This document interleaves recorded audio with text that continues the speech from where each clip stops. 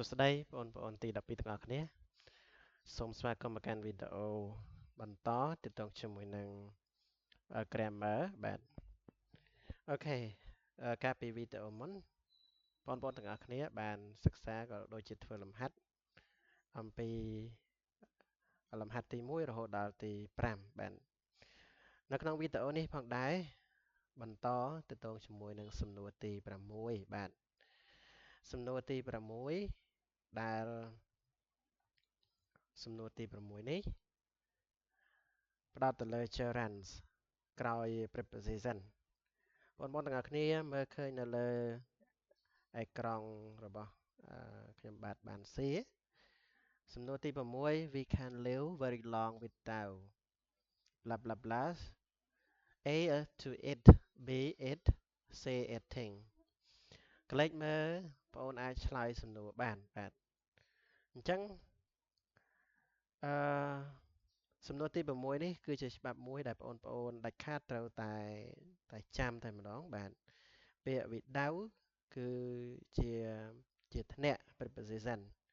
នៅក្នុងភាសាអង់គ្លេសរាល់ពេលដែលយើងប្រើកិរិយាសព្ទនៅពីក្រោយ preposition គឺជាកិរិយាសព្ទនោះសំដៅគឺកិរិយាសព្ទនោះត្រូវតែបដូរទៅជា gerund ឬតម្រង់កិរិយាសព្ទថែម ing ដូច្នេះចម្លើយដែលត្រឹមត្រូវបាទចម្លើយដែលត្រឹមត្រូវគឺចម្លើយមួយណាបន្ទាប់ពីលោកគ្រូបញ្យល់ហើយបងអាចដាក់ចម្លើយដែលត្រឹមត្រូវបានហើយអញ្ចឹងចម្លើយដែលត្រឹមត្រូវគឺចម្លើយ C eating we can live very long without eating យើងមិនអាចរស់នៅរយៈពេលយូរដោយគ្មានការញ៉ាំនោះទេបាទបន្តទៀតសំណួរទី7ការប្រើប្រាស់ relative មុននឹងផ្ដល់ចម្លើយលោកគ្រូសូមបញ្យល់ខ្ញុំបាទសូមបញ្យល់បន្តិចទាក់ទងជាមួយនឹងវិជ្ជាករហ្នឹងបាទនៅលើអក្រង់សំណួរទី7និយាយអំពី relative pronoun សម្រាប់មនុស្សបាទ relative pronoun នេះគឺសម្រាប់មនុស្ស man ហ្នឹងគឺមនុស្សបាទសំណួរទី7បាទសំណួរទី7នេះប្រយោគនេះយោងទៅលើ domain ដែលជាមនុស្សយើងប្រើ which បាទប្រើ which សម្រាប់វត្ថុឬសត្វប៉ុន្តែសម្រាប់មនុស្សយើងត្រូវប្រើ who ដូច្នេះ C who គឺជាចម្លើយដែលចំគោលដៅបាទ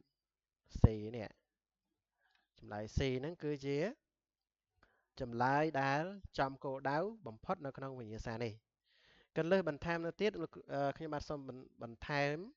ទោះបីជាពាក្យ that ពេលខ្លះអាចប្រើជំនួសឲ្យមនុស្សបាននៅក្នុងការនិយាយទូទៅក៏ដោយប៉ុន្តែ who នៅតែជាជំរឿនផ្លូវការច្បាស់លាស់និងសុវត្ថិភាពបំផុតសម្រាប់ការប្រឡងវិជ្ជាករ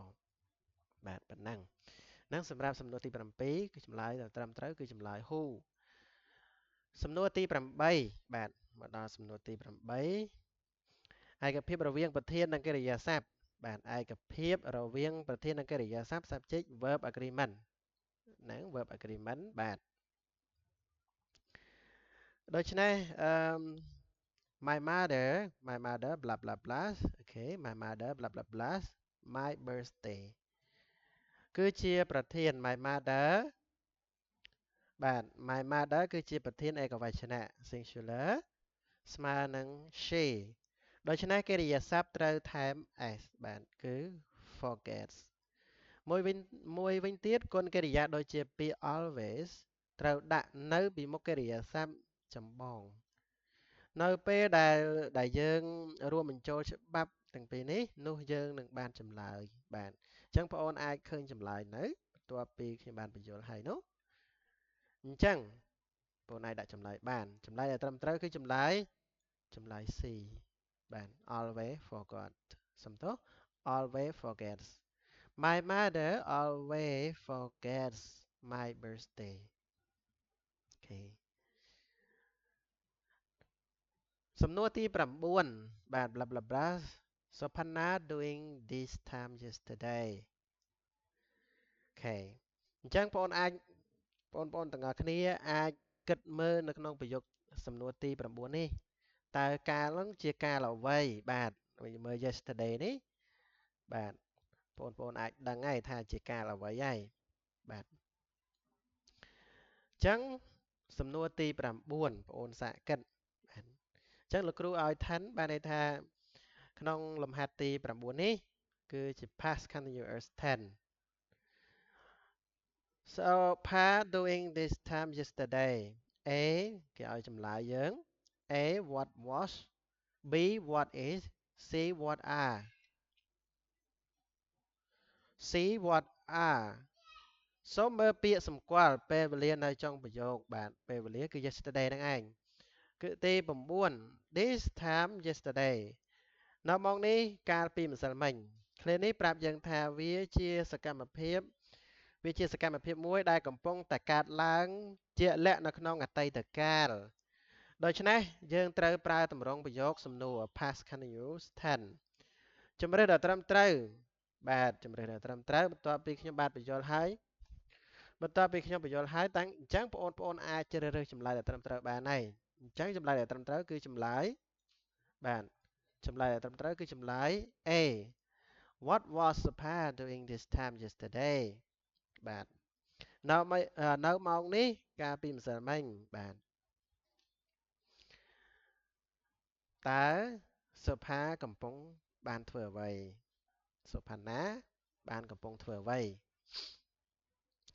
សំណួរទី10បាទសំណួរទី10គឺជាការប្រៀបធៀបថ្នាក់លើសបាទ comparative បាទគឺជាការប្រៀបធៀប comparative បាទ is blah blah blah if you take the trend បាទសំណួរទី10នេះគេឲ្យចម្លើយ A the quicker B quicker C most quicker ចំពោះសំណួរទី10គឺគេកំពុងធ្វើការប្រៀបធៀបគឺការជិះរថភ្លើងទៅនឹងជម្រើសធ្វើដំណើរផ្សេងទៀតដូចជាការបើកបរឬជាការដើរសម្រាប់គុណនាមបាទសម្រាប់គុណនាមខ្លី short adjective ដូចជាពាក្យថា quick យើងត្រូវថែម er ទៅខាងចុងជាការស្រេចដើម្បីបង្កើតជាទម្រង់ប្រៀបធៀបហើយយើងមិនត្រូវប្រើ the ឬ most ឡើយដូច្នេះចម្លើយដែលត្រឹមត្រូវគឺចម្លើយមួយណាណោះតើពេលខ្ញុំបានបញ្យល់ហើយតើបងអូនអាចជ្រើសរើសចម្លើយបានទេអញ្ចឹងចម្លើយដែលត្រឹមត្រូវគឺចម្លើយ B បាទចម្លើយដែលត្រឹមត្រូវគឺចម្លើយ B quicker it's quicker if you take the train ទៅសំណួរទី11បាទសំណួរទី11បាទសំណួរទី11 This is the first time I blah blah blah a sport car A sport car សំដៅ am trying B try C pastoral VE try one បាទសំណួរទី11មានតម្រងផ្ដើមប្រយោគដ៏ពេញលេញមួយគឺ This is the first time នេះជាលើកទី1ដែលបាទយើងប្រែថានេះជាលើកទី1ហើយដែលចឹងរាល់ពេលដែលបងប្អូនឃើញតម្រងបែបនេះសម្រាប់និយាយពីបទពិសោធន៍ជីវិតរហូតមកដល់ពេលបច្ចុប្បន្នយើងត្រូវតែប្រើ present perfect tense បាទចឹងនៅក្នុងប្រយោគទី11សំណួរទី11នេះគឺនិយាយអំពី present perfect បាទ present perfect ចឹងបងប្អូនត្រូវតែស្គាល់អំពី tense ហ្នឹងណាចឹងហេតុដូចនេះចម្លើយដែលត្រឹមត្រូវបងប្អូនអាចជ្រើសរើសចម្លើយដែលត្រឹមត្រូវមួយបានចម្លើយដែលត្រឹមត្រូវគឺចម្លើយ C បាទ present perfect ចម្លើយ C បាទ This is the first time I have driven a sport car បាទសំណួរទី12ជាប្រយោគលក្ខខណ្ឌណាបាទជាលក្ខខណ្ឌប្រភេទទី1 first conditional យើងមើលមួយផ្លែតទៅវាជា first conditional Okay my wife will upset blah blah blah អញ្ចឹងគេឲ្យចម្លើយយើង if I don't get back B if I didn't get back C if I hadn't got back អញ្ចឹងយើងមើលចម្លើយចំណាំបាទនៅក្នុងប្រយោគដើមមានចន្លោះប្រហោងបន្តិចពាក្យត្រឹមត្រូវគឺគួរតែ will be upset បាទអញ្ចឹង ប៉ុន្តែរចនាសម្ព័ន្ធដែលគេចងតែគឺ first conditional បាទ first conditional បាទអំពីស្ថានភាពមួយដែលអាចនិយាយកើតឡើងពិតប្រាកដនៅពេលអនាគតប្រយោគចម្បង main clause បាទវាជា main clause គេបានប្រើប្រាស់វារួចហើយដូច្នេះនៅក្នុងលក្ខខណ្ឌ if clause ត្រូវតែស្ថិតនៅក្នុងទម្រង់ simple present tense បច្ចុប្បន្នកាលធម្មតាជំរើសដែលជាបច្ចុប្បន្នកាលនៅទីនេះគឺ A if I don't get back if I don't get back អូខេនឹងហើយគឺជាការបកស្រាយនៅអឺសំណួរទី12នេះបាទអញ្ចឹងបងប្អូនអាចយកទៅអនុវត្តសិក្សាបន្ថែមទៀតអញ្ចឹងវីដេអូនេះមានតែប៉ុណ្ណឹងបាទសូមអរគុណសម្រាប់ការតាមដាននៅក្នុងការអឺអនុវត្តលំហាត់បាទការប្រឡងការធ្វើវិញ្ញាសាចាស់ចាស់ហើយជួបគ្នានៅវីដេអូបន្ទាប់បាទជម្រាបលា